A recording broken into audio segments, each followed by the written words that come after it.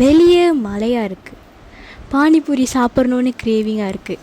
அன்னிக்கிட்ட கேட்டாக்கா கூப்பிட்டு போவாங்களா? கேட்டு தான் பார்ப்போம். மேடம் என்ன பண்ணுறாங்க? நம்ம வேணும்னா மேடமுக்கு பானிபூரி செஞ்சு கொடுத்து சர்ப்ரைஸ் பண்ணலாமா? அப்போனா வாங்க வீடியோக்குள்ளே போகலாம். அதுக்கு பூரி பப்பட்டை பொரிச்சிக்கலாம். இப்போ பூரி ரெடி ஆச்சு. வாங்க மசாலா என்ன பண்ணலான்னு பார்க்கலாம். பூரி பொரிச்ச எண்ணெயில் நம்ம ஏற்கனவே மெரினேட் பண்ணி வச்சுருந்த போன்லெஸ் சிக்கனை ஆட் பண்ணிக்க வேண்டியதான். இந்த சிக்கனை மெரினேட் பண்ணுறதுக்கு ராஜாஸோட சிக்கன் 65 தூள் எடுத்துக்கிட்டேன். நாட் ஈவன் ஒரு 1 hour to 2 hour நீங்கள் மெரினேட் பண்ணி ஃப்ரிட்ஜில் வச்சுருக்கலாம்.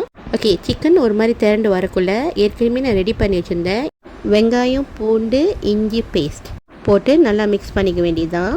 மிக்ஸ் பண்ணி எல்லாம் திரண்டு வரும்போது நம்ம ஸ்டவ் நிப்பாட்டி எடுத்துக்கலாம். இப்போ நம்ம சிக்கன் வதக்கியிருக்கோமே, இந்த எண்ணெயிலேயே நான் ஏற்கனவே பாயில் பண்ணி வச்சுருக்கிற பொட்டேட்டோவை தண்ணி நீக்கிட்டு இதில் ஆட் பண்ணிக்கலாம். ஆட் பண்ண பொட்டேட்டோவை நல்லா மெசிச்சு விட்டுக்குங்க.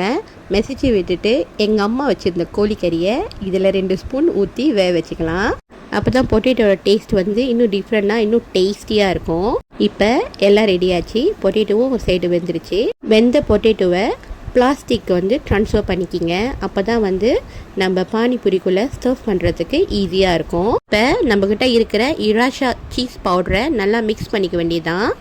உங்களுக்கு தேவைக்கேற்ற அளவு அந்த பவுடரை பவுலில் ட்ரான்ஸ்ஃபர் பண்ணிவிட்டு தண்ணி ஊற்றி நல்லா மிக்ஸ் பண்ணி விடுங்க.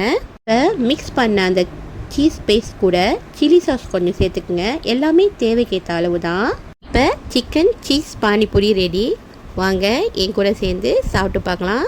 நீங்களும் சொந்தமாகவே வீட்டில் இந்த மாதிரி பானிபூரி செஞ்சு சாப்பிட்டு பார்த்துட்டு எப்படி இருந்துச்சுன்னு என்கிட்ட சொல்லுங்கள். இந்த வீடியோ பிடிச்சிருந்துச்சுன்னா லைக், ஷேர் பண்ணுங்கள்.